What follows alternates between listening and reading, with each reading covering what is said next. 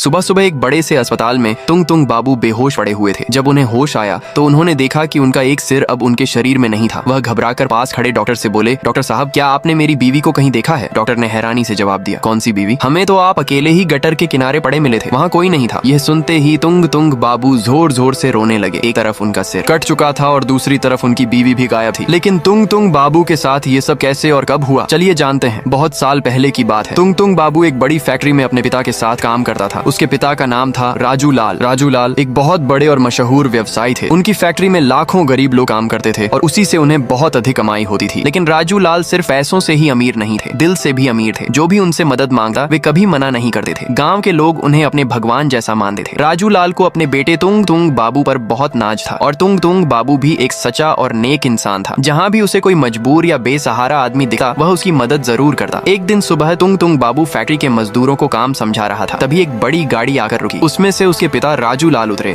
और उनके साथ एक सुंदर सी लड़की भी थी। उसे देखकर तुंग तुंग बाबू हैरान हो गया और मजाक में बोला, अरे पापा, यह भी कोई उम्र है लड़की घुमाने की? ये सुनते ही राजू लाल चौंक गए और बोले, अरे नालायक, ये मेरी गर्लफ्रेंड नहीं है। मैं थोड़ी देर पहले रास्ते से गुजर रहा था, तभी मुझे यह लड़की नदी के पास बेहोश पड़ी मिली। मैंने इसे होश में लाकर पूछा तो इसने बताया कि इसका पति इसे छोड़कर भाग गया है। ये सब सुनकर मुझे बहुत बुरा लगा, इसलिए इसे यहाँ ले आया। आज से तुम इसे अच्छे से काम सिखाओगे। तुंग तुंग बाबू ने धीरे से कहा, ठीक है बाबा। तुंग तुंग बाबू ने उसे काम सिखाना शुरू किया। धीरे धीरे उसने पूरा काम सीख लिया। इस बीच दोनों अच्छे दोस्त बन गए। सुबह साथ काम करते और शाम को साथ घूमते। धीरे धीरे दोनों एक दूसरे से प्यार करने लगे। लेकिन एक दिन उसके पिता ने यह सब देख लिया। उन्होंने तुंग तुंग बाबू को पकड़कर बहुत पीटा और कहा कि वह लड़की पहले से शादीशुदा है, उससे प्यार मत करो। लेकिन तुंग तुंग बाबू उस लड़की के प्यार में पागल हो चुका था। एक दिन लड़की ने कहा, या तो तुम अपने पापा के साथ रहो या मेरे साथ शादी कर लो। तुंग तुंग बाबू ने बहुत सोचकर उससे शादी कर ली। लेकिन इस बात से उसके पिता नाराज हो गए और उन्होंने तुंग तुंग बाबू को घर से निकाल दिया। फिर तुंग तुंग बाबू दूर एक छोटे से गाँव में रहने लगे। वह एक दुकान में काम करने लगा जिससे उसे कुछ पैसे मिल जाते थे। शुरू में दोनों बहुत खुश थे, लेकिन समय के साथ सब बदलने लगा। घर में रखे पैसे धीरे धीरे खत्म होने लगे और तुंग तुंग बाबू को उसके मालिक ने काम से निकाल दिया। लड़की समझ गई कि अब तुंग तुंग बाबू के साथ रहना